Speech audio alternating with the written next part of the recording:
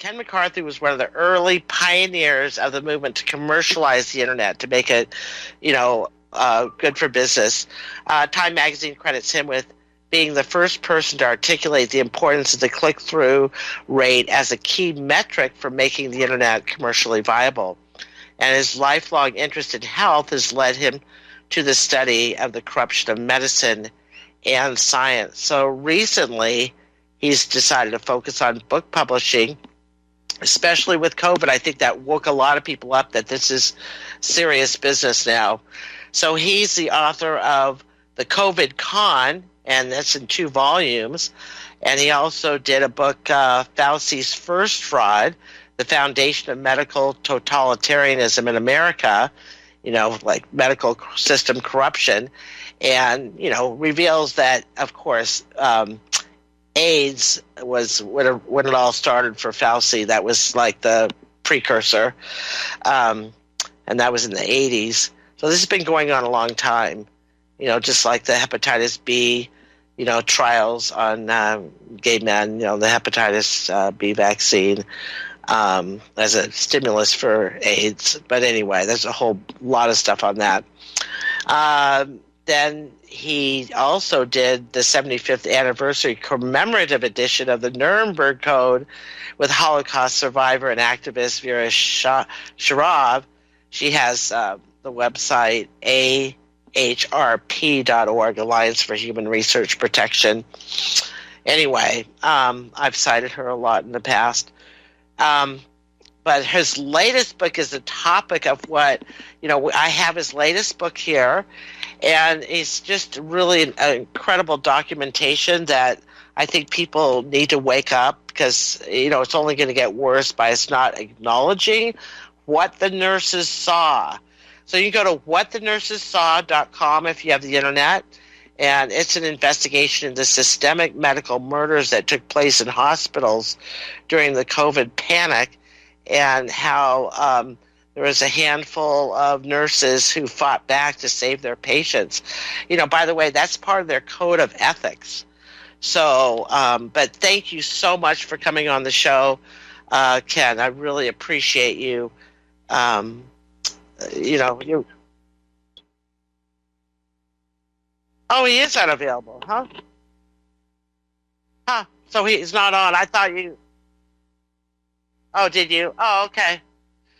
Well, did you try calling him? Huh. Well, that's interesting. Yeah, I was pretty sure he was going to be on the show. But, well, anyway, there's some really great stuff. These are some of the questions that remain to be answered. This is straight from his book. I mean, this is just, some of the stats are just incredible. I mean, this is just from their stats. According to the World Health Organization, 1,127,152 people were reported to have died of COVID in the U.S. Those are people that just, died. It's over 1 million. And of the number of people who were reported to have died of COVID, how many had cofactors, such as one or more underlying medical conditions? I mean, according to many of these nurses that were whistleblowing, 100% of them had comorbidities. And then they were treated with remdesivir and put on intubators for longer than you should be on an intubator. A respiratory therapist say you really shouldn't be intubated for longer than 3 or 4 hours, like during, hip replacement or a knee surgery. So, I mean, he has all of this in his book. It's like, wow, these people were put on intubators for days on end, and it was horrible, the outcome. 2, these are questions that still aren't answered. Why did so many state medical authorities change the normal procedure for the filing of death certificates in favor of reporting any person who died with a positive COVID test as a COVID death? I mean, this is all to fuel people rushing over to get this horrifying shot that, you just heard from Greg Reese. I mean, the more we dig, the more horrifying it really is, the shot that DARPA developed. 3, by what mechanism did the federal government conceive of and then push through the awarding of special payments to hospitals that reported COVID cases? Is there any precedent for this in medical history? What exactly is the definition of a COVID case? Did a positive test with no or minor symptoms count? And of the people who reportedly died of COVID, how many were denied a course of anti-inflammatories and or steroids, 2 long-established therapies that are part of the standard of care for inflammatory disease with respiratory symptoms? Is there any precedent for this in medical history?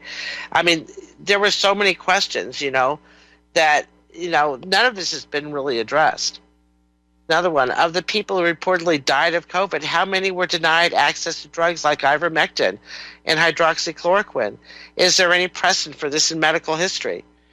And of the people who reportedly died of COVID, how many received 1 or more courses of remdesivir, a failed Ebola drug known to cause organ damage? And what percentage of those people had liver and or kidney failure leading to death or serious injuries? And then, that's known side effect of remdesivir is kidney failure and to cause liver problems. So there you go. 8, by what mechanism did the federal government award special payments to hospitals that administered courses of remdesivir and other experimental drugs to patients? Is there any precedent for this in medical history? I mean, unbelievable. So, of the people who reportedly died of COVID, how many died within a week of being put on a ventilator? By what mechanism did the federal government award special payments to hospitals that put COVID patients on ventilators, including bonuses for keeping them on more than 96 hours? Is there any precedent for this in medical history? No. So yeah, I'm gonna read some from his book, and if anyone wants to call in and comment, that's fine.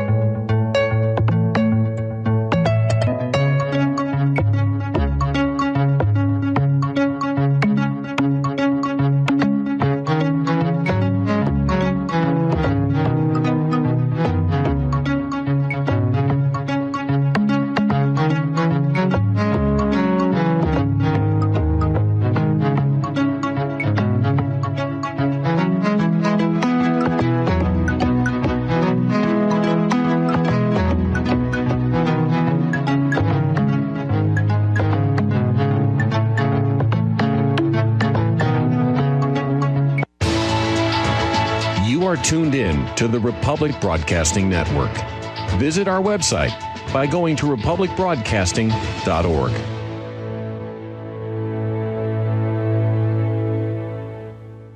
My name is John. I'm the founder of Blackout Coffee, and I started Blackout because I really love coffee. I've always loved coffee, and after traveling so much to Europe, South America, and trying so many different coffees that were so good, and every time I came back to the U.S., I was so disappointed with the coffee, so I figured that I had to do something about it. The biggest difference is on the beans and the roasting process, how we roast it, and how fresh it is. The fresher the roast, the better the quality. Here I have all of the coffee. It's roasted within 1 to 2 days prior to being shipped. So it literally gets to consumers' house within 3 to 5 days after being roasted. If you like coffee, you have to try ours. It's fresh roasted. It's one of the best beans that we can get, and you will definitely see the difference. Visit blackoutcoffee.com and use the coupon code REPUB10. That's REPUB10. Are you sick of censorship? TLB Talk is the cure. TLB stands for Truth, Liberty, and Balance. We are the newest and most unique social media platform to hit the internet. We were built out of necessity because big tech, big pharma, and big brother are out of control. The only thing bigger than them is when we the people are united. With that vision, TLB Talk was born. Our battlefield is in cyberspace. The battle we're in can be won by clicks of buttons and voting with your wallet. TLB Talk has no hidden agendas, no corporate funding, and we do not sell, trade, or give away any of your information.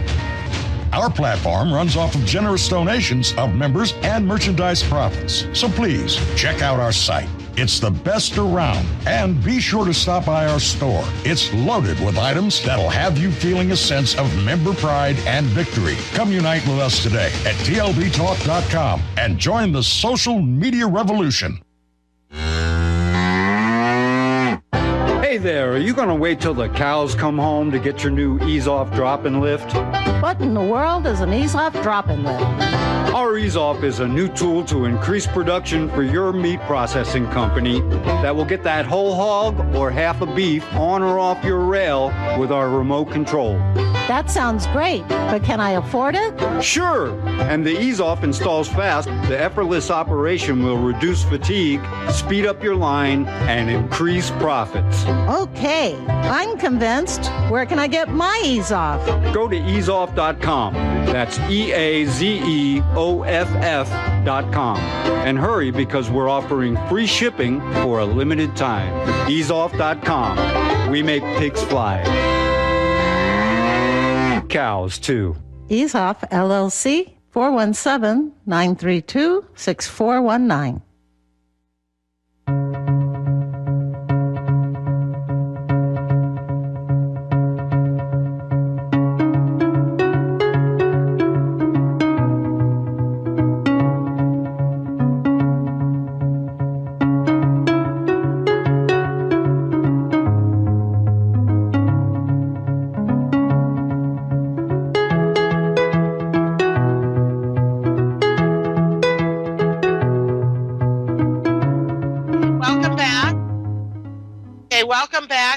I was reading some from his book. There's a lot more in his book. I mean, I was just kind of, I had pulled that one section. But, Ken McCarthy is actually here. He didn't recognize the number when Frank called him. So, but he is here. So welcome to the show, Ken. I'm so glad to have you on because you seem to be a critical thinker, and we like those kind of people on RBN because we have a rather educated audience. You'll be glad to know that most of these people have they're really good at asking the right questions, so nothing really phases them. And this is why a lot of my shows I've been focusing on all the different levels of mind control that we're subject to, and all of us are subject to mind control. I mean, I'm just saying there's different aspects of mind control, but some of us are we're a little more aware of it than others, how it's so pervasive in our culture, the subliminal messages. What was it Lincoln said? You can fool some of the people some of the time, or all the people part of the time, but you can't fool all the people all the time. Right, exactly. There's usually some people that are a little more aware, because we have programming from the first 6 years of life, right, Ken? I mean, there's lots of habits that we have, things that we just, do unconsciously, but as we get older we need to go back and say, why am I doing that? Why am I putting cutting the roast in half and putting it in a pan? I know that story. Everyone knows that story. Well, it's because my mom didn't have a big enough pan, but I was doing it all the time because I saw her do it. We have these patterns that we need to always, why am I doing that? Question everything that you do.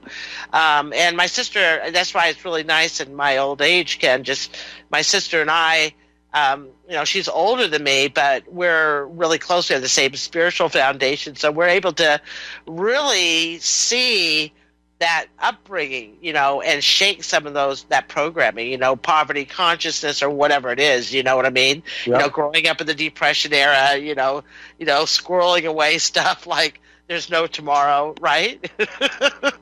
You got to reevaluate on a regular basis. Yeah, our values. Why am I doing this? This is not lending to where I want to be, spiritually and otherwise, on this planet. So, but anyway, that's enough of that. I really want to talk about you and why you got into the book writing. I mean, what was the real trigger to get you to go from a successful businessman and motivational speaker, etc., to all of a sudden,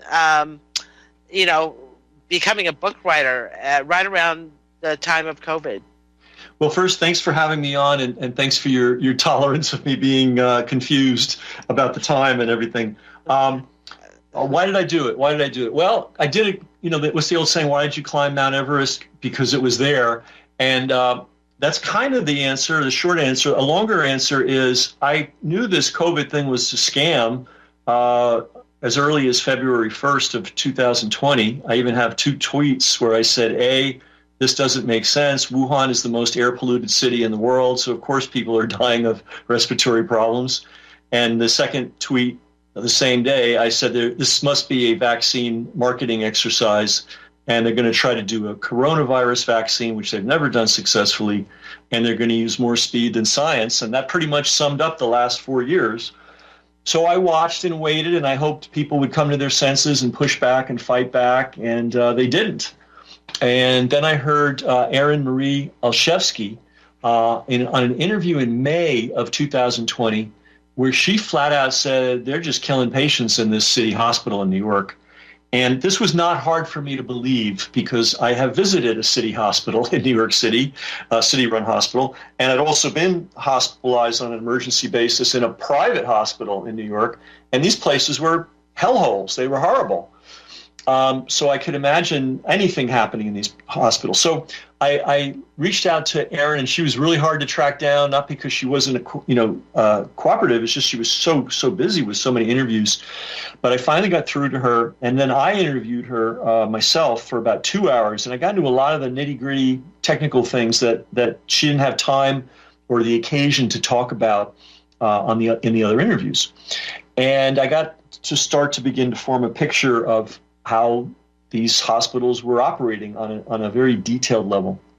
Mm-hmm. Then I interviewed another fellow from England. He's a PhD, 40 years of experience as a nurse and a nursing educator. And he basically was telling me the same story. So I interviewed him. And then I put these aside. I published them to my subscribers. And then I put them aside thinking, well, someone surely is going to follow up on this and get into it. And, 2020 passed, 2021 passed, 2022 passed.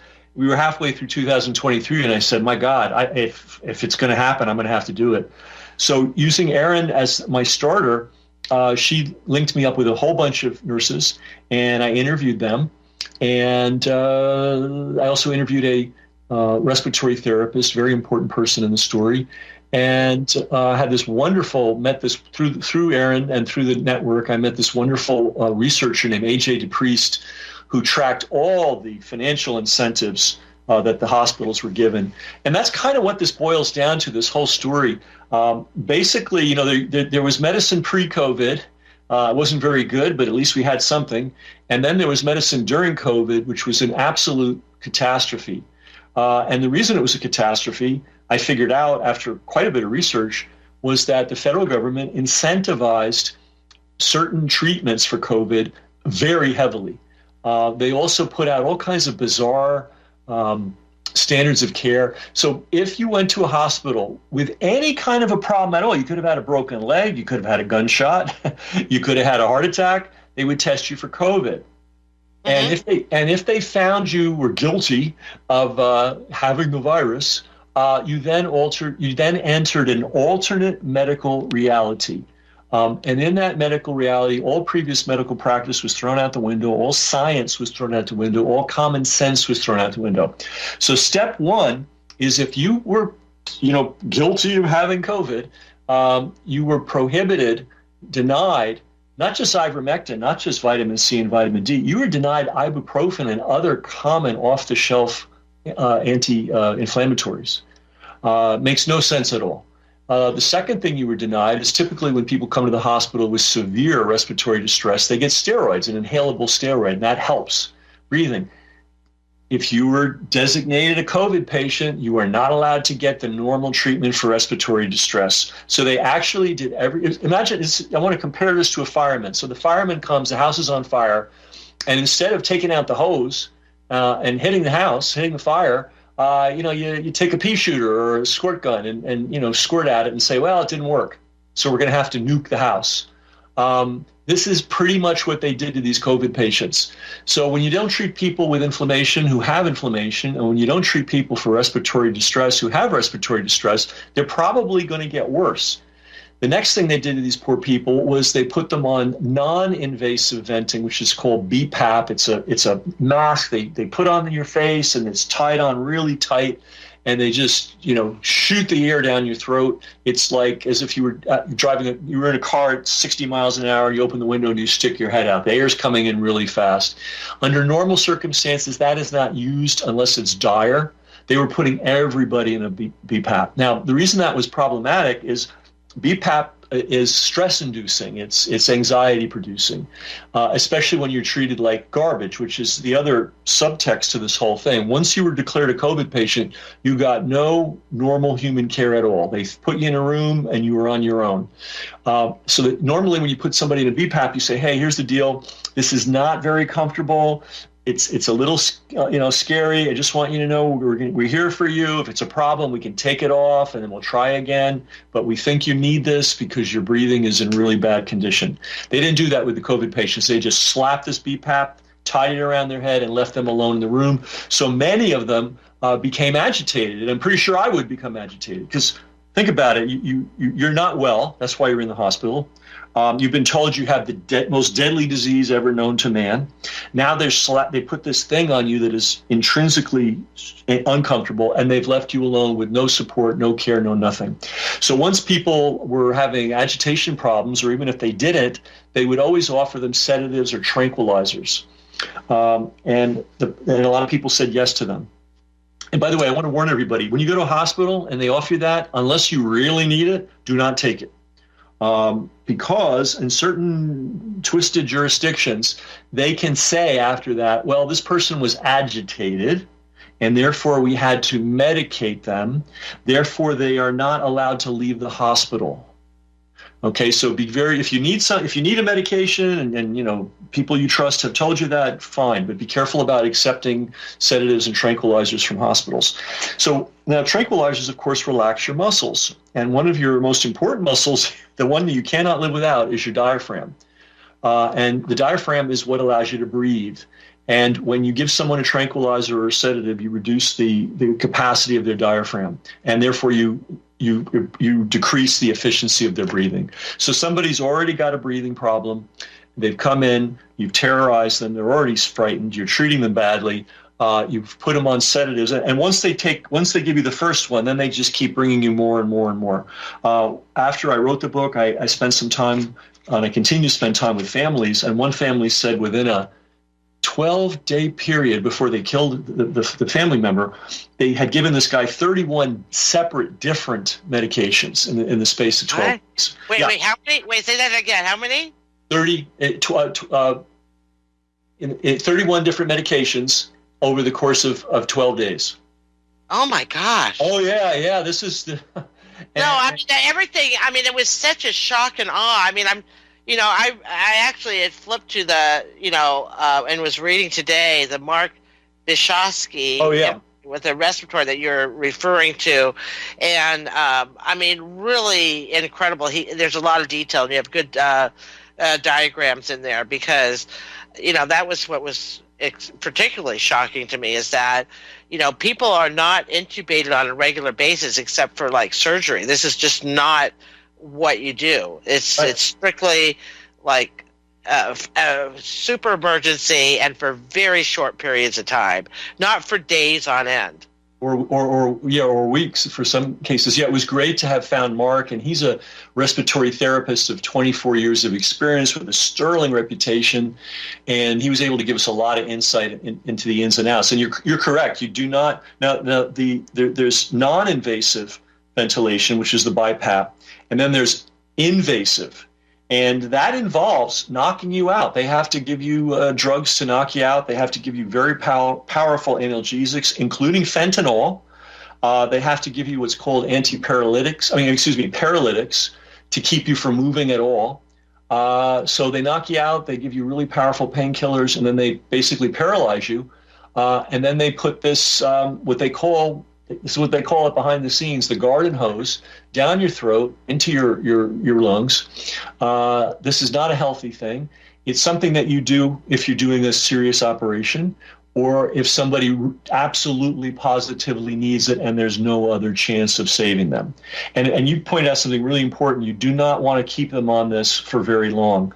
Now, not only were the hospitals incentivized heavily to put people on the invasive ventilation, they were given an extra bonus if they kept them on for 96 hours or longer. This literally makes no medical sense, no scientific sense, and no common sense at all. What Mark was telling us is, if we have to vent somebody, let's say they've been in a catastrophic car accident, right, and they're really wrecked, and their breathing is not happening. Well, okay, you vent them.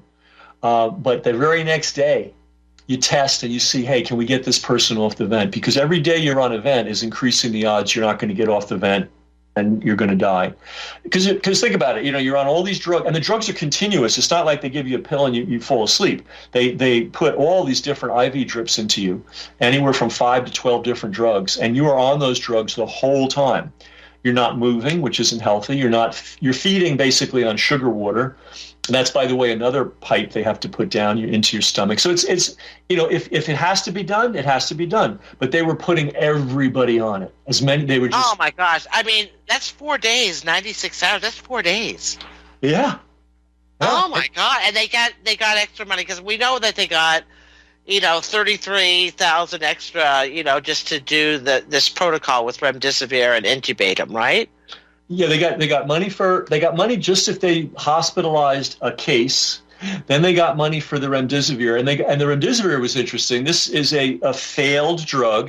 They tried to use it to treat Ebola. It appears to have killed the Ebola patients. So what did Fauci and friends do? They made it the only acceptable treatment for COVID, and then they incentivized the hospitals to give not just one bag.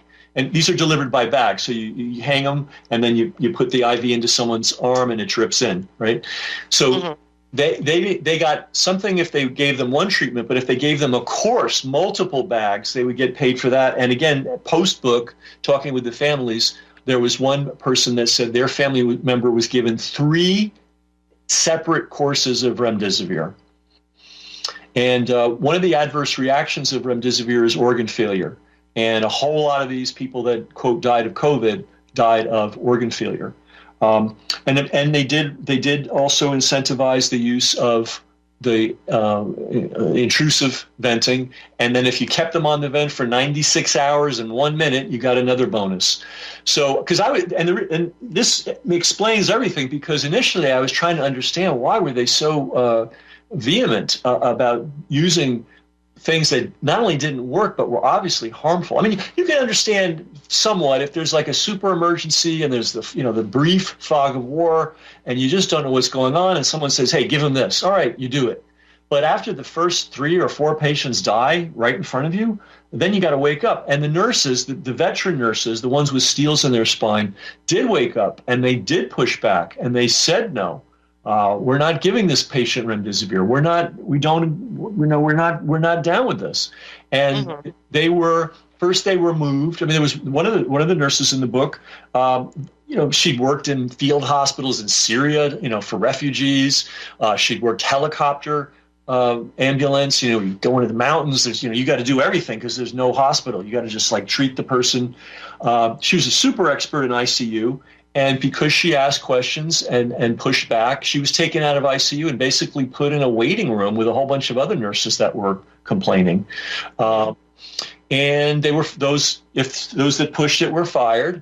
And if that weren't enough, sometimes they would go after. One of the things we documented in the book, there was a group called Team Halo, and then this almost sounds like a conspiracy theory, but it's not, because we have the actual video of the UN official bragging about being affiliated with Team Halo.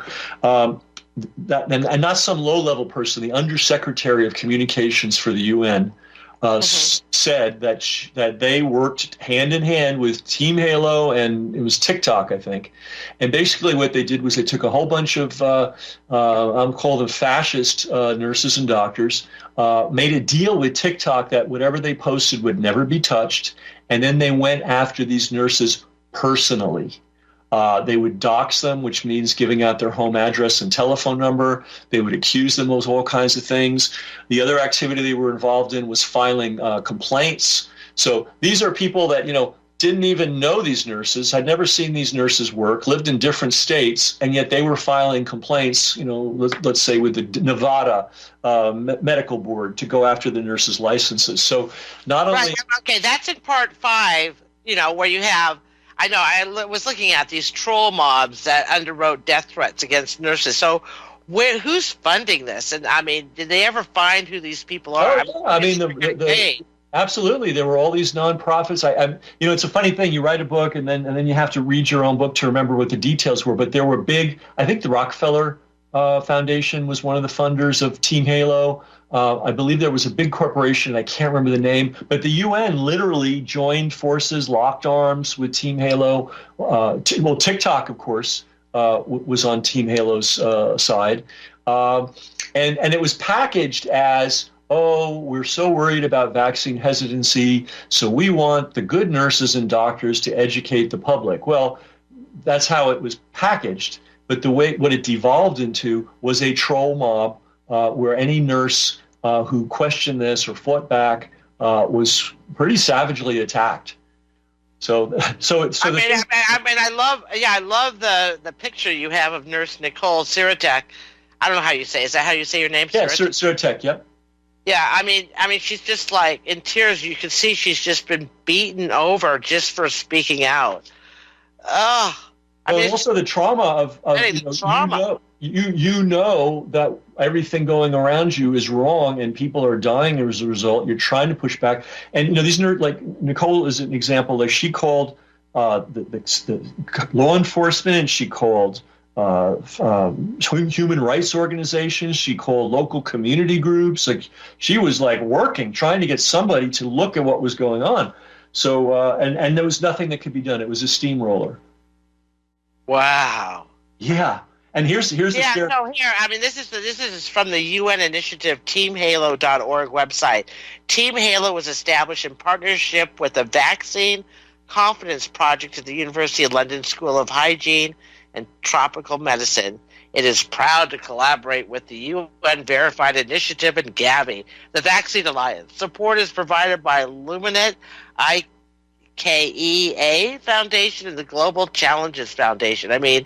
My God, the money that was put out for this is just incredible. And then to stop any kind of dissent. It really is a shock and awe. It's a shock and awe, the mind control involved. Yeah, this was a sled. This wasn't subtle. This was a sledgehammer. Yep. But here's the thing. You only knew it if you were in an ICU and saw it. Because remember, this is the other piece, and this was maybe the worst thing of all. Family members, advocates, chaplains, nobody was allowed into these COVID wards. So these doctors and nurses, because not all the nurses were good, believe me, the bad ones were able to run wild and do whatever they wanted. Well, what they wanted to do was hit the cash register for the hospital.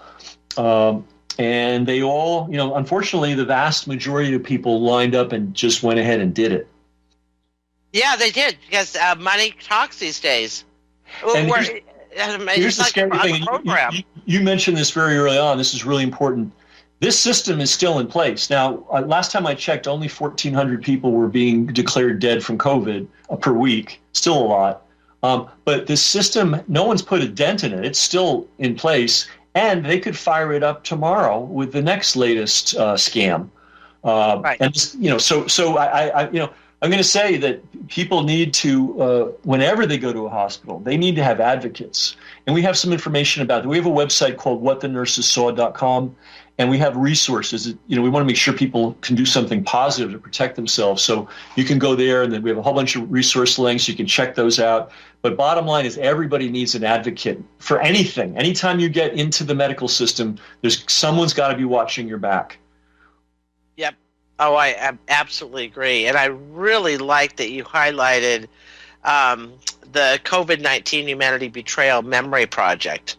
Yes. That's just excellent, because anyone that has a story of someone that was treated like this, that needs to be documented.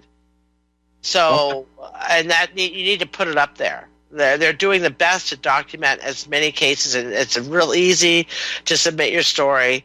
And there's thousands of cases posted there. And something that families can do, because believe me, percentage-wise, you must have listeners right now that had family members that went in relatively healthy and came out dead. You are allowed to request and get the complete hospital records of your loved one. If you have an attorney do it for you, the hospital turns around and will charge you $1 a page.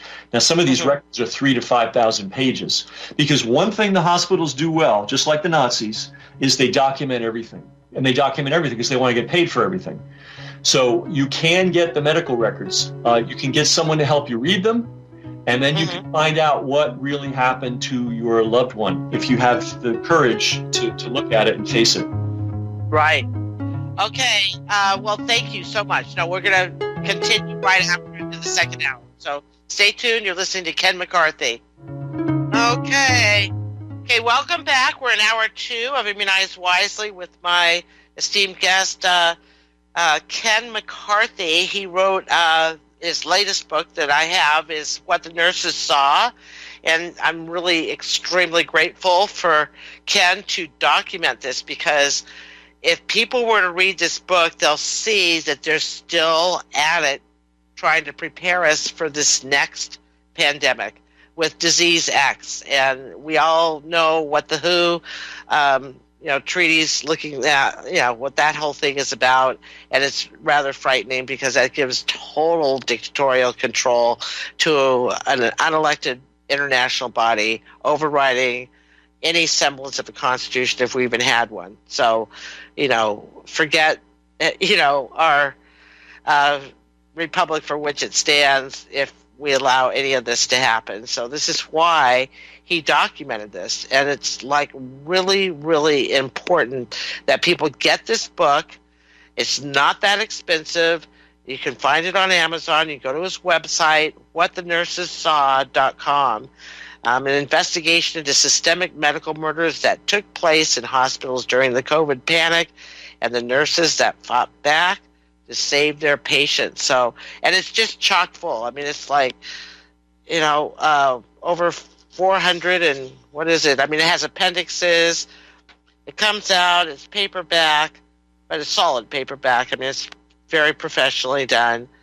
It's just shy of 500 pages with acknowledgments. So it's great. So thank you so much for putting this book together, because it's hard for me to put it down. I like to forget that even happened. It was such a shock and awe experience for me. But we do need to keep this alive. We need to document it. So I was reading before we got you on some of the questions that have been unanswered by our government and, anyone involved. We don't have accurate statistics. All of our agencies have failed. They're all just obviously working for the bankers. And, who knows? I mean, the international interest to depopulate our country and worldwide, too. There's obviously a depopulation agenda going on. And, we need to change this whole thing around. But anyhow, let's go ahead. I really want to talk a little bit about Nicole, what she went through. I mean, she was like one of the early warning signs, of a nurse, that, oh my gosh, the suffering that she went through and how she followed the nurses' code of ethics. I mean, we have a nursing organization, for heaven's sake, that puts out a code of ethics. And any of the nurses that followed this code of ethics, it's called the American Nurses Association, of all things, and they actually have a code of ethics for nurses, just like there's patient rights. Those hospitals are supposed to follow patients' rights. All these patients were denied basic human rights. I mean, it was criminal to not allow family to see their loved ones. And if they were allowed, they had to have a jab later on down the road. That was criminal. Yeah, I mean, I learned a lot after the book came out from stories people told me. There's a hospital, I think it's in Birmingham, Alabama, where now if you want to see a loved one, you have to get a mug shot, which you have to hang around your neck. You have to go through a metal detector. They make it a big deal to try to go see somebody. But yeah, interestingly enough, of all the atrocities that took place, and a lot of atrocities took place, almost every nurse spontaneously told me the worst thing was denying people access to their loved ones. Yep. That was the most horrifying thing to me, because I had moved here and I was watching this whole thing unfold. And I know people that got a jab against their will because they wanted to see their loved ones. Well, I'll tell you that, and it's even. I don't want to one up in atrocity, but one of the most horrifying things I heard was in Minnesota. They have something called comfort care, which I'd never heard of before, but it's basically euthanasia, killing you with your consent. And what they would do was they would tell these, especially this would happen typically in the care homes or the nursing homes. They would tell people, well, if you want to see your loved ones, we'll let them see you if you agree to comfort care. In other words, if you agree to let us kill you, we'll give you one last visit with your loved one. That's what was going on in Minnesota hospitals. Wow. Yeah. Yeah. I mean, if you don't laugh, you'll cry. I mean, it's so. No, I mean, it's so horrifying. You're just like, really? And people. I mean, how much of this is documented? I know there's Gary Coles is in Minnesota, and he did his best to document stuff. I mean, he's a retired MD, and I mean, there's a handful of people that were working really hard, to try to document it. And this is why I was really glad you're looking for someone else to do it, and I was just glad you did. Well, there's previous to this book, what the nurses saw. There were some first-person accounts. So, for instance, Erin Marie wrote a book very early. It came out in August of 2020. And then there were some family members that wrote books, but they were just first-person accounts. It was here's what I saw. And some of these people have gotten good traction, somewhat. But one could very easily think that these were just one-off, unusual circumstances. And what the book is trying to educate people on is this was a system that was consciously put into place by people in the federal government. We still don't know who the people are. We don't know who exactly it was. But we know this, logistically, a group of people sat down in Washington and said, okay, we've got COVID.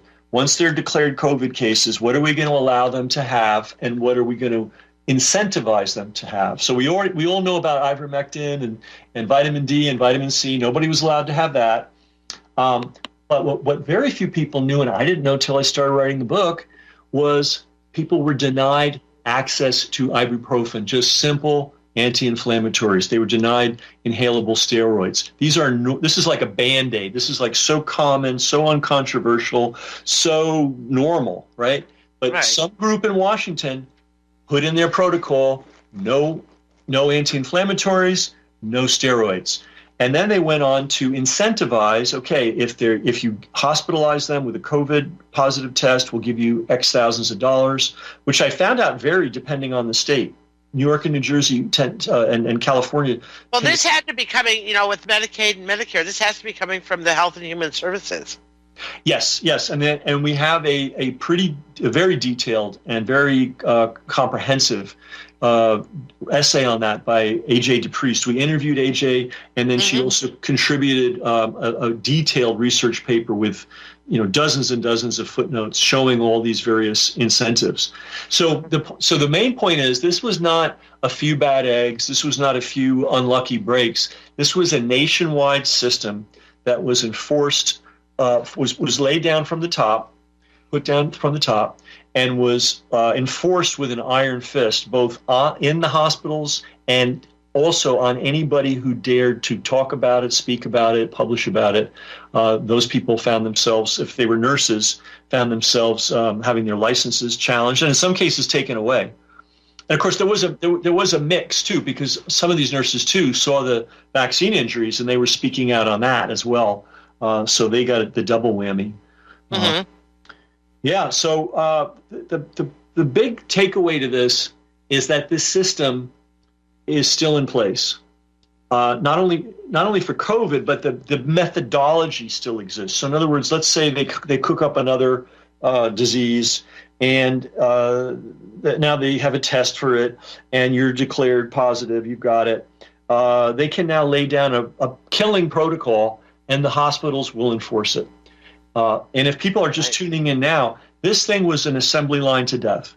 Every single thing, every step of the way, virtually ensured that you would die or be very seriously injured. Not everyone, by the way, died. Some people survived this. They got off the vent by some miracle, but many of them are, wrecked physically. And of course, they're attributing that to post-COVID, which is, and of course, they're also attributing vaccine injuries to post-COVID, which is, it's crazy town. But they're getting away with it to a degree. And the thing that I want to make sure that everybody knows, whether you're going into a hospital during a pandemic or just a normal time, you absolutely need an advocate. You can't just walk into a hospital and think that you're safe. You need somebody. Well, yeah.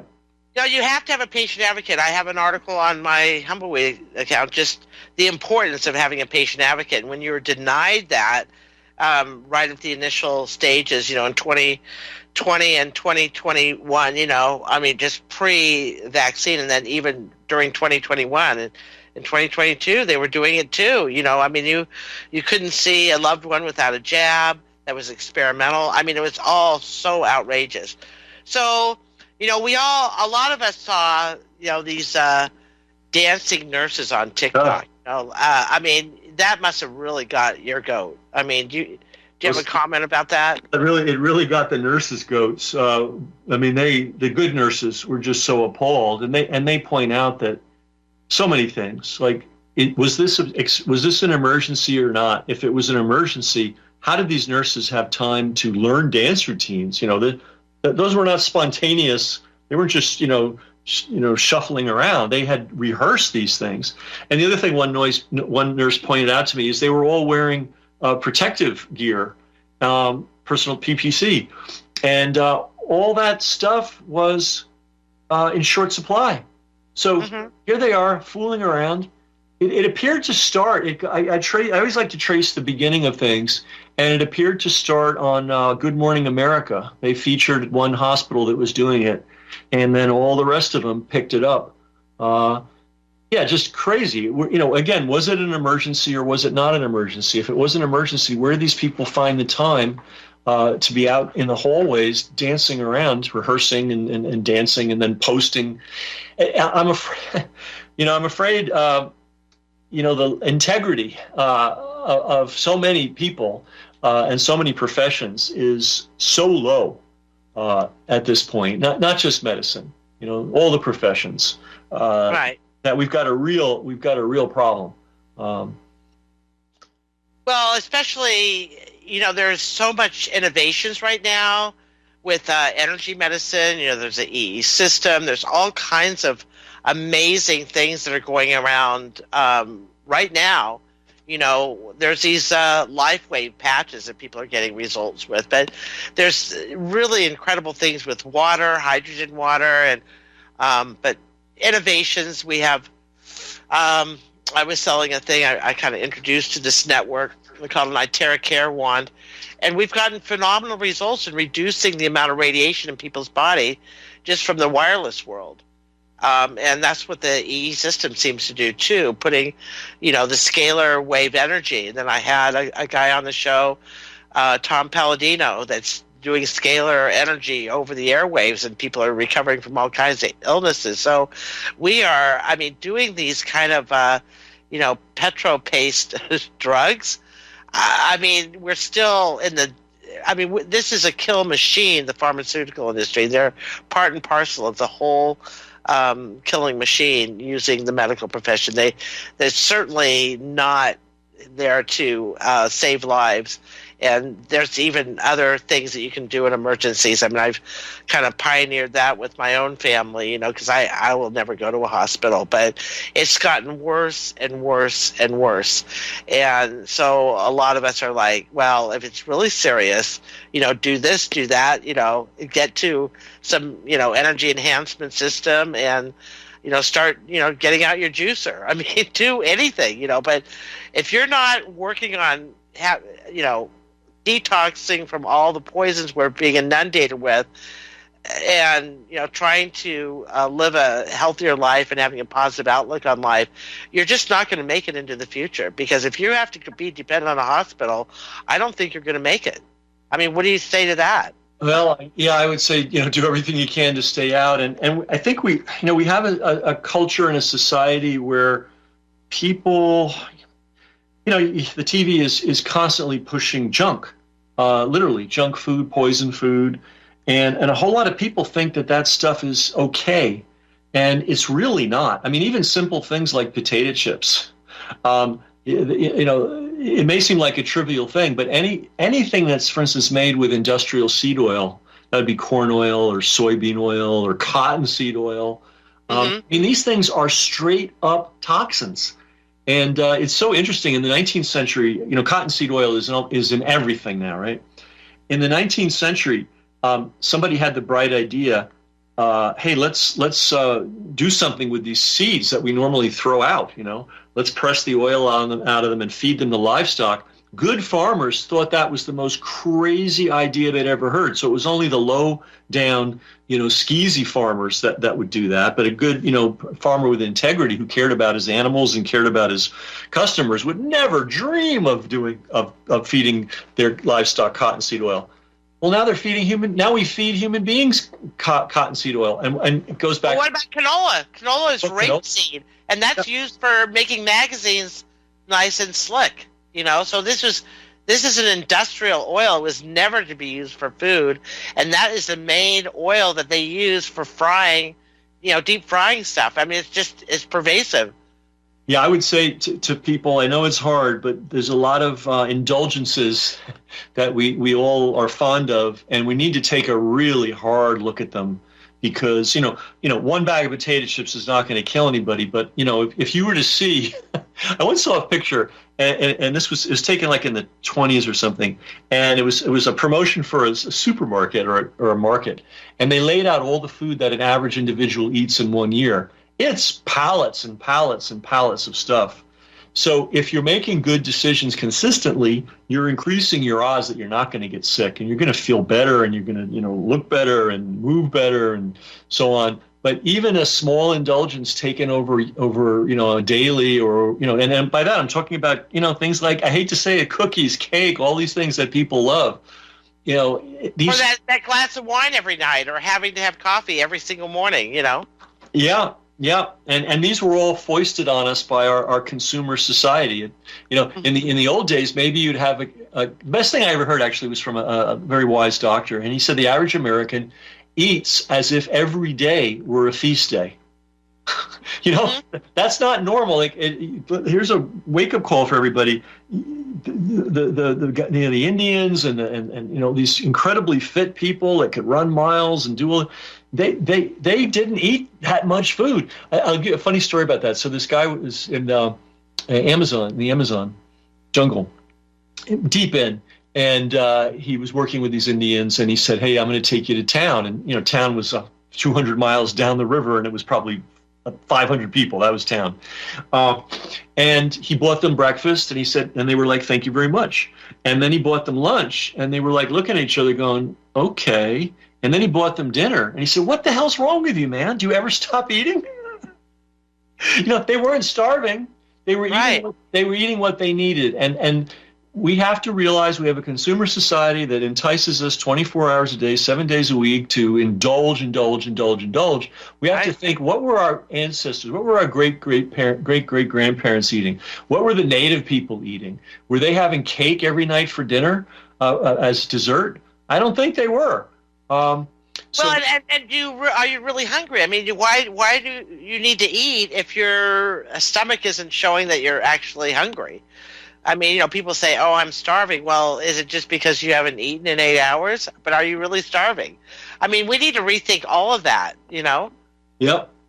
because that's probably one of the main drivers to illness. Not something crazy, but just simply a diet of not healthy stuff eaten over a long time. Because think about it, not only are these industrial seed oils not fit food, they're all sprayed with glyphosate.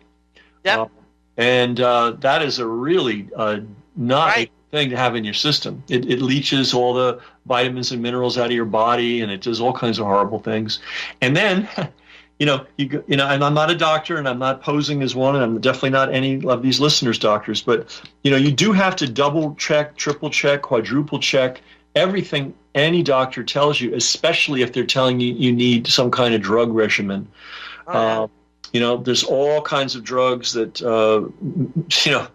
they make you sick. Basically, they're all. They are all literally toxic. If you take them in a certain amount, they will patent. Well, all you have to read is the title of Jennifer Daniels' book, "Lethal Dose." Every drug has a lethal dose, and the safety profile is based on the percentage of the lethal dose that they're giving you.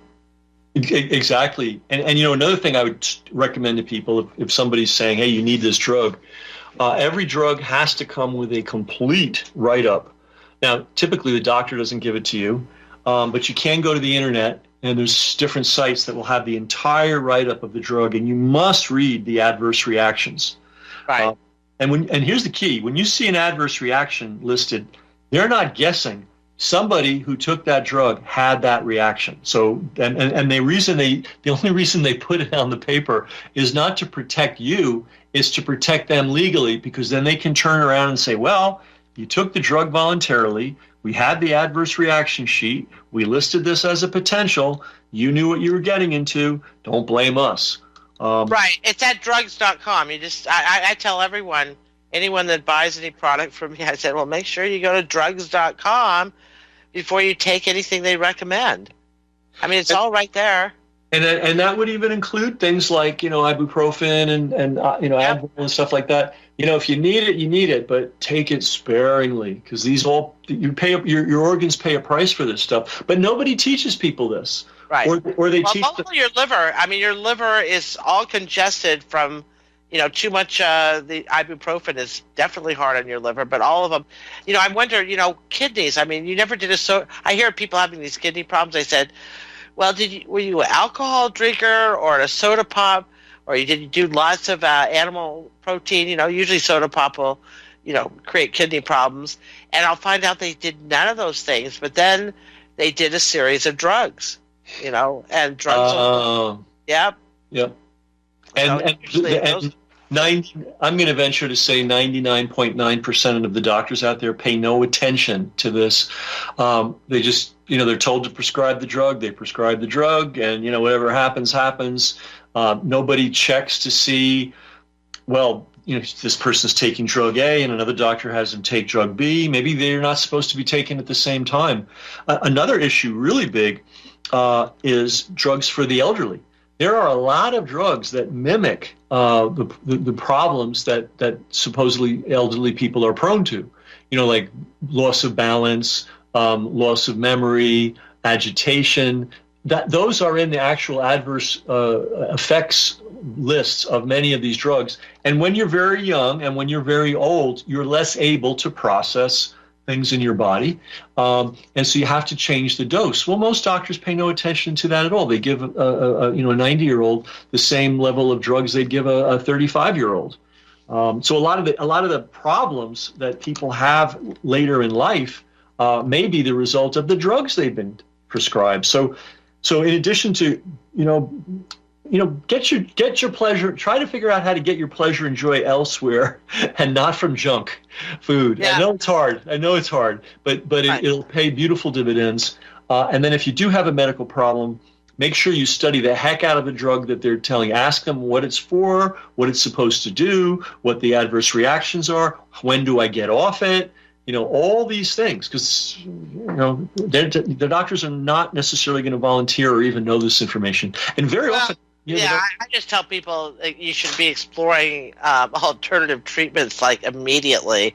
I mean, you can resolve.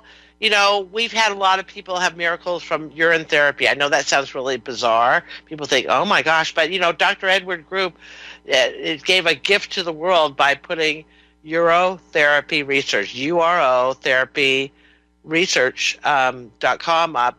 And he has all the PDFs of the original books. And I've been mentioning that on my show a lot, that if you have no resources whatsoever, you at least have your own perfect medicine.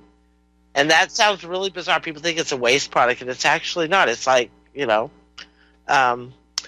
people think, the leaves, like off trees, they shed them, and then we create compost and feed it back to the plant, composted leaves, right? Yeah. Well, urine is much the same, but it's actually your own perfect medicine. There's tons of people that recovered from all manner of illnesses. Every single one of them have recovered, that are out there with fasts on urine, believe it or not. And it can be used externally too, so it has a wide variety of things. And water is good. And I would say, and here's another, a lot of the things are simple. Walking is so important. There's a direct correlation between how many steps you take and how soon you die. And if you're not walking, I'm not saying, they say 10,000 steps. I don't think that's necessary. But you sure need several thousand, 3,000 or 4,000 a day. And it's got to be every day. That pumps, that helps keep all the fluids in your body pumping nicely. It's a nice, gentle exercise. Hopefully it gets you outdoors. You get the sun. You get to see some birds. You hear some birds. But we are fluid beings, and so circulation is of key importance. So if you're sitting around watching TV, unfortunately, the model for American life is sit around, watch TV, and eat junk. Are we surprised that we have a sick population? Mm-hmm. And if you've ever, I'm sure you've seen old movies, like old, black and white silent films of street scenes. You don't see any heavy people, right. Because everybody had to walk to get from point A to point B. That was part of the deal. They didn't have the processed foods either, No, that's true. Because the processed foods that, overweight today is that your body's literally starving and it's packing on these pounds because your cells aren't being nourished. So that's a whole other thing. But that's a good, if you go out of your way to eat nourishing food and avoid toxic food, you'll find that you don't need to eat as much. You don't feel the need to eat as much. You'll eat less, and the pounds will disappear. And if you add walking to that, that's really important. If you don't move, movement alone, and you don't need something elaborate. You don't need to go to a gym. You don't need to get on a treadmill. But simple movement. You got to move every day. Think about it. Like one person once put it to me like this: if you have a dog, you have to take the dog for a walk a couple of times a day. Mm-hmm. Right? Why are we different? We're biological beings. We have the same needs. So exactly. Yeah. So avoid these systems and institutions as much as you can. I totally agree with you. But getting back to your book, I wanted. What was I want you to kind of highlight something that you want to share regarding the book. One of the things that really shocked you. There's certainly a lot of people. We have the Canadian nurses, the one nurse that started, what was it, the Canadian Nurses Association? Anyway, she was like the whistleblower, and she's like in court right now. And it's costing her thousands. They're dragging it on trying to wipe her out financially. And of course, she doesn't. These people don't understand the court system. We have these, admiralty law, merchant law, courts that aren't about justice, aren't about us. They're about, keeping us in line so we don't speak out and find out the truth of our enslavement.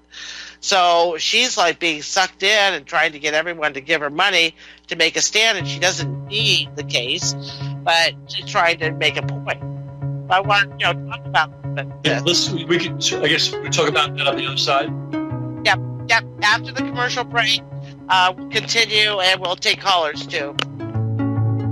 Okay, welcome back. So we are going to take callers. The call-in line is 512-248-8252. It's also posted on the homepage.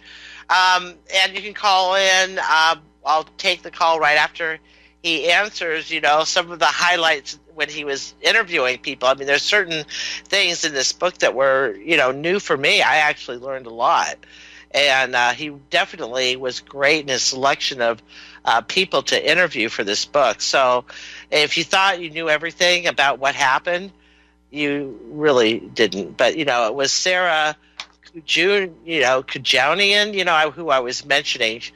She was a nurse in Canada who started an organization, Canadian Frontline Nurses, and she was the first person to try to, get these nurses all joined together that had ethics, and actually took their oath of, being a nurse, seriously.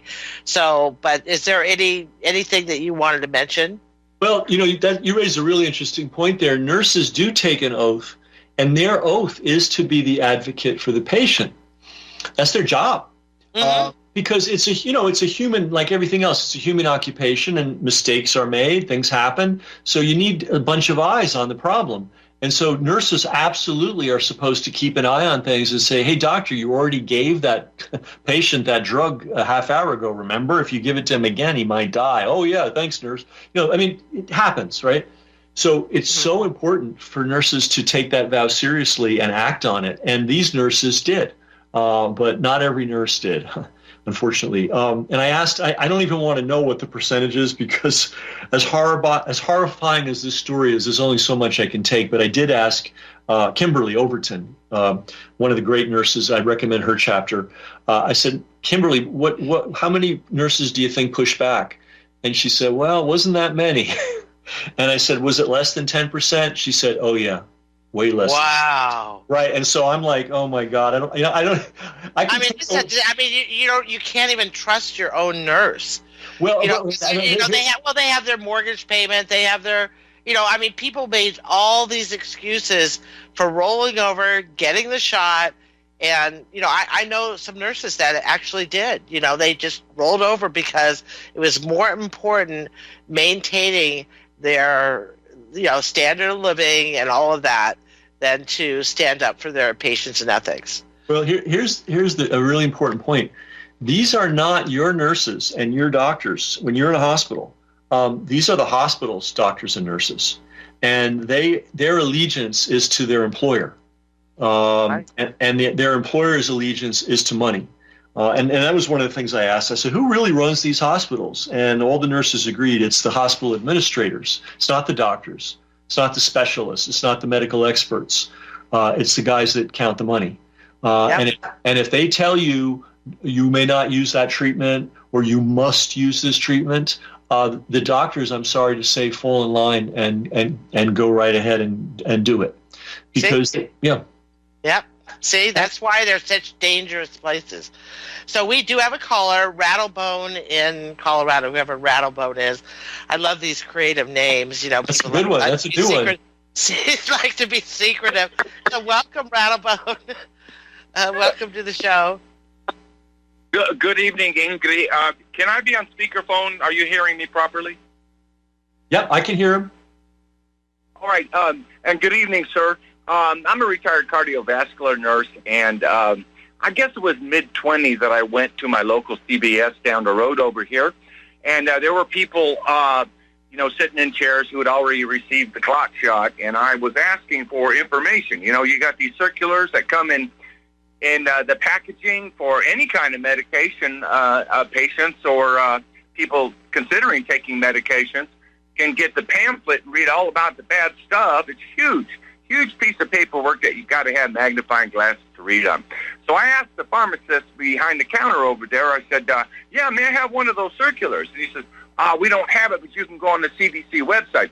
I said, you don't have anything in any box of these? He says, well, they're multi-dose vials. There was about 24 in a box. And he's just had you have a blank piece of paper from the manufacturer? I said, well, how is the CDC going to know what meds these people are going to be getting, what lot number they're going to be getting? And he just kind of sheepishly looked at me, shrugged his shoulders. I said, okay, because there was people lining up behind me to take the shot. So I said, so are any of you ACLS certified? And he says, no. I said, do you have a crash cart there? He said, no. I said, what do you do if any of these people have an anaphylactic reaction over here? He said, we call 911. So I laughed and I left. Wow. I would just recommend, I'm not going to go on a website and find out what is supposed to be in that particular package. For example, my own physician wanted me to get on a low-dose Crestor, a statin.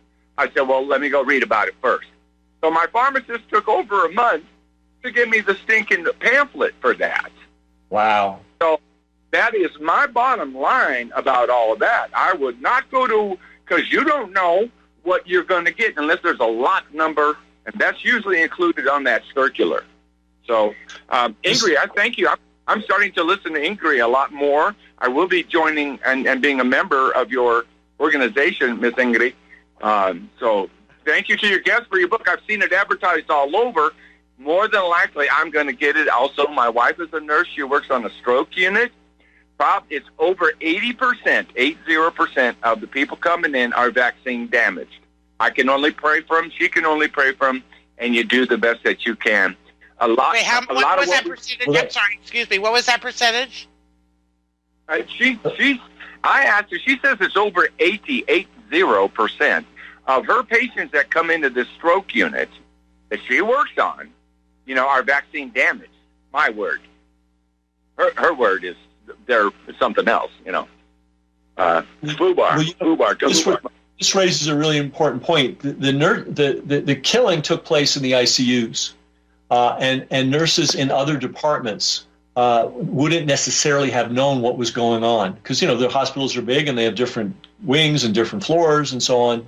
So there are many nurses who care about their patients deeply and will fight for them. One of the problems we had, especially in New York City, where a lot of the killing and dying occurred, was they were bringing, and this happened elsewhere, they were bringing in a lot of contract nurses from not even the U.S., from other countries. Have you seen that where you are, foreign contract nurses? Yes. Well, you've seen that too. It's pervasive. For example, the Philippines, they advertise on huge street signs saying, be a foreign worker, be a foreign worker. In my 30-plus year career as a cardiovascular, I work primarily with a lot of excellent Filipinas. Some of them are not, some white folks, all the other colored folks that we have. But yeah, that's called registry nurses. And, if the hospital doesn't want to staff, which they don't, and in her hospital here, they don't even have an acuity system. So you got a couple people that their brains are inflamed, they're stroked from the clot shot, and then you have contract nurses. I'm not denigrating contract nurses because it's going to be their derriere if they don't know policy and procedure and of the organization in their practice. Well, so, here's what happened during COVID in the city hospitals in New York. They would bring in nurses and doctors from other countries who weren't even qualified to be in an ICU. They had podiatrists and gynecologists and so on. And typically, I think they have to qualify under normal circumstances. They have to do some kind of qualification to come from the Philippines or anywhere else to practice as a nurse or a doctor. They can't just get off the boat and start working. But under COVID, they let anybody who could fog a mirror in from any country, regardless of their specialty, and put them in the ICUs and paid them lavishly. I worked in ICU and I loved it. Okay, I loved it. I got really sick patients at the time of my career. I really don't want to dispute what you said, but I find that hard to believe because you're talking about nurses who are saying, no, we're not going to do this remdesivir, we're not going to do this and that already, and they are going to be the first ones to say, no, foreign podiatrist or, whoever you are. You don't know what you're doing. And that, okay. I've never come across that. Let me just say, in our hospital here, there was a huge exodus of nurses in the area over the requirement to have the shot. And they would not take anyone that didn't have the shot. So they had to get all kinds of people. And believe me, a lot of these nurses are not qualified. And they took all kind, but any kind of warm body that had a nursing license from another country. Yeah, but they had to take the jab. Yeah, and the payments were very big. Contract nurses, believe it or not, were in New York City were getting $10,000 a week. I don't know what the doctors were getting, but I'm sure it was a multiple of that. So this was a big part of the problem, having unqualified people, having non-local people. Because you were asking the question, can you trust your nurse? I think if the nurse is a member of the community, maybe. But if the nurse has just come from somewhere else very recently, they've waived through no requirements, no special requirements. Do you have a license in, Bangladesh? Good. You can be a nurse during COVID in the ICU. I mean, they had nurses, and I don't know how it was in other parts of the country. I only know this angle. I only know as it applied to New York City. But they literally had nurses that hadn't even gotten their degrees yet. They were still nursing students. Now states. Medical practice is regulated on a state level, and we had the most corrupt governor, one of the most corrupt governors in American history, Cuomo, and he was the one that put through all these things.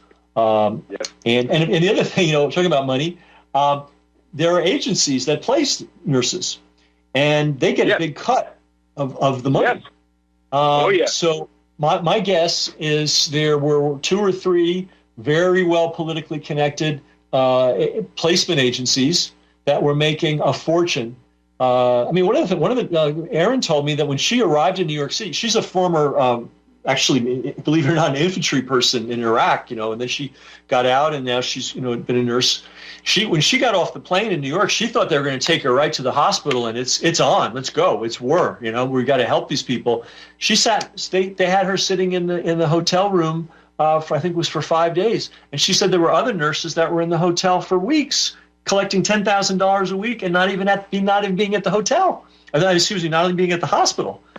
So that was a way for some sleazy operators to make a ton of money, and I'm sure they kicked back their political friends. Yeah. Unbelievable. I got to tell a funny sleazy story in Minnesota. The governor there bought an abandoned supermarket from one of his friends for the state for the purposes of building a emergency COVID center.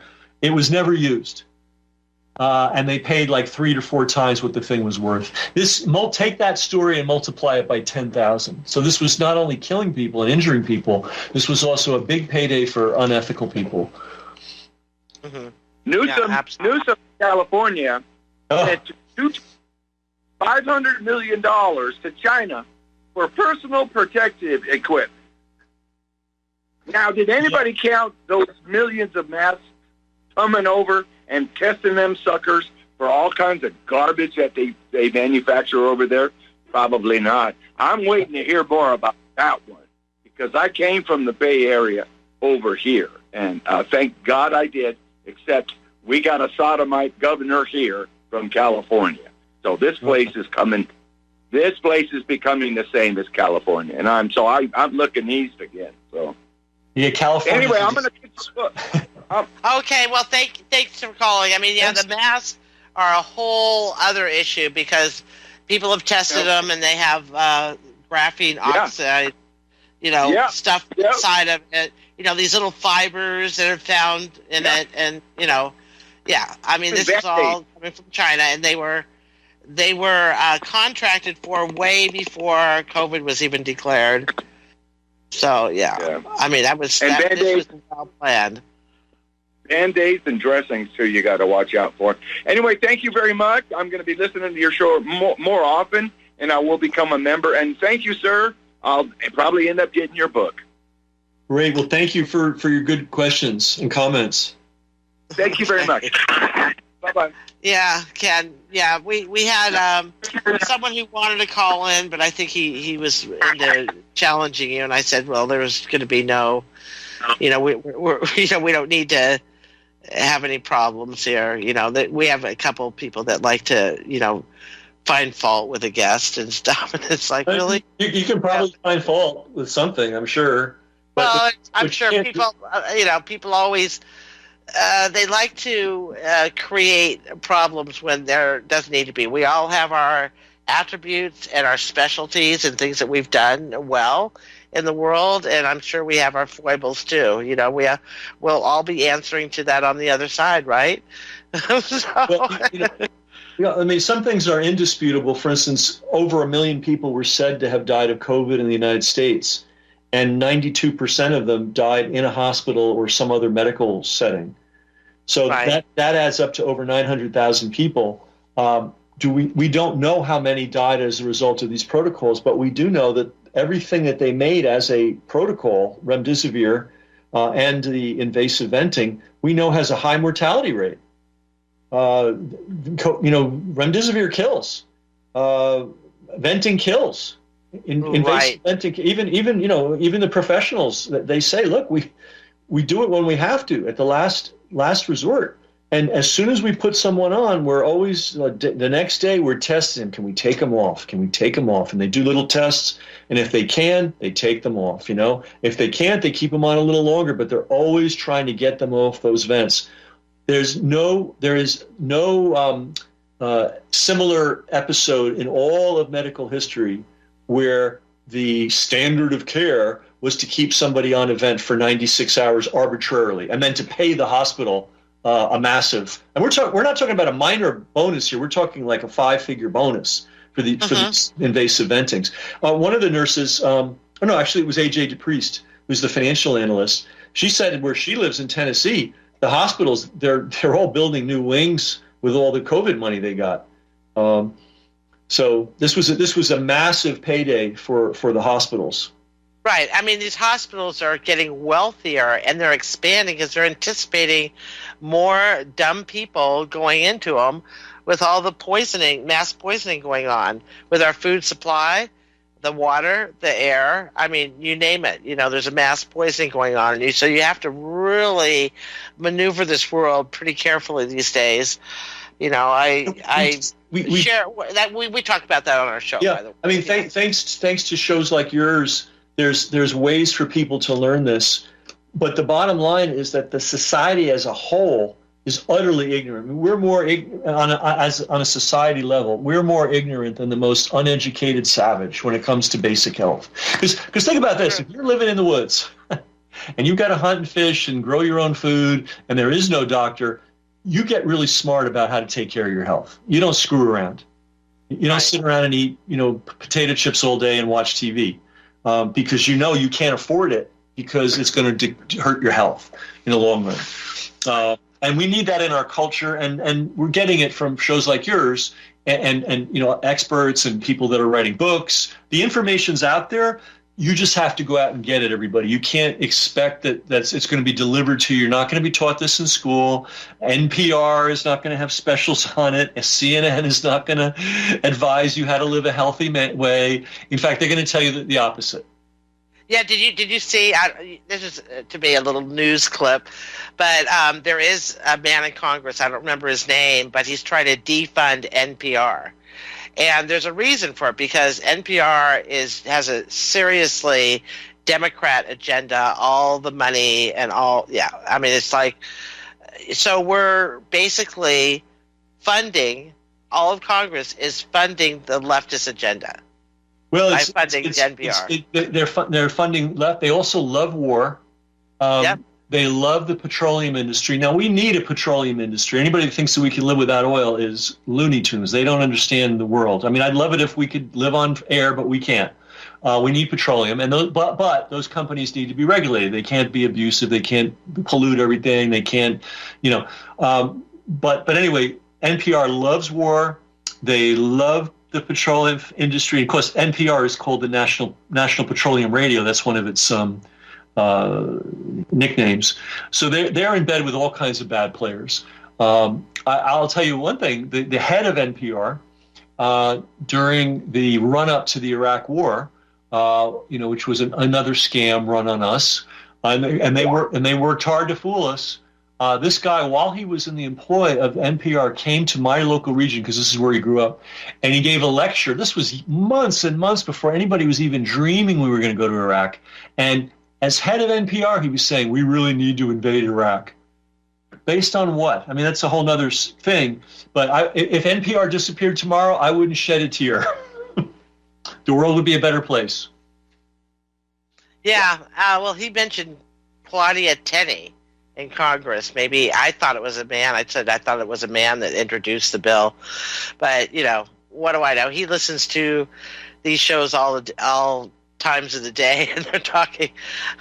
But he searched. He said he did too, and he searched. I was reading a Gateway, the Gateway pundit, does these news highlights for the day, and a lot of it just, sounds like the National Enquirer. I mean, well, actually, what's going on today is like the National Enquirer, but I remember, I like to pay attention to what is going on in this Congress. I mean, my gosh, they just passed this.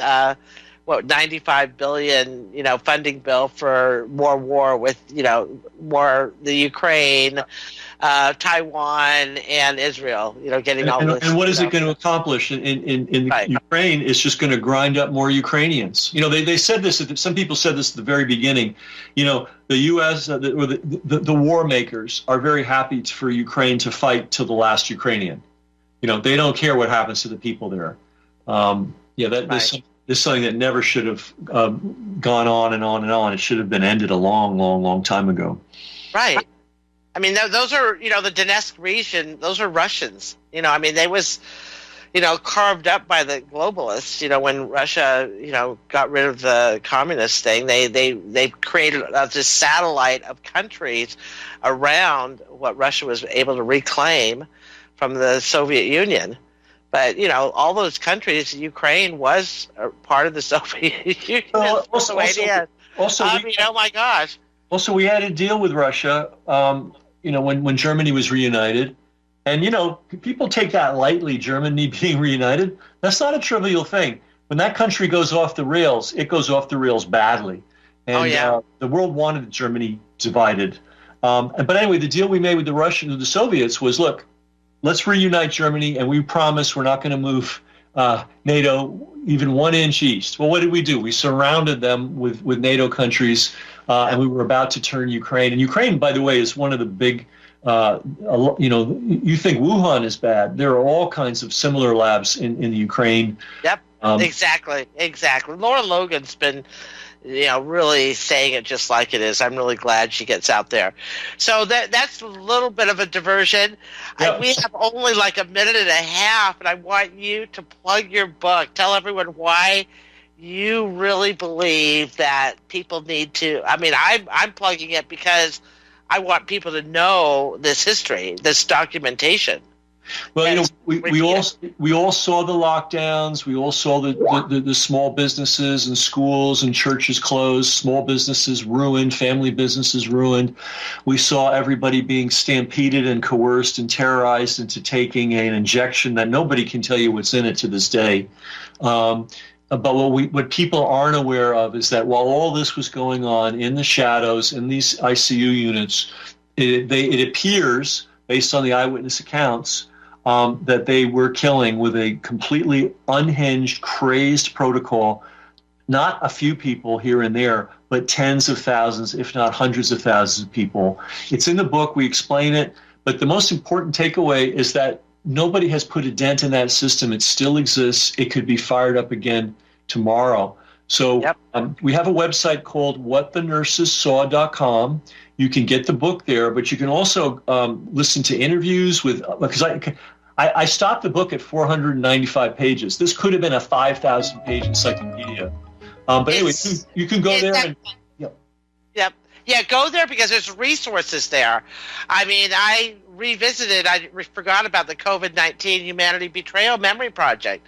So that's there, the link, CHB, where you can document your story. So anyway, thank you so much, Ken. I so appreciate you coming on. Thank you for having me, and again, thank you for your tolerance of my being late. There are things folks, there are things we can do, and it is, and we can do them, but we've got to do them. Yep, we've got to do it. We've got to turn this around. We can't have another repeat. Okay.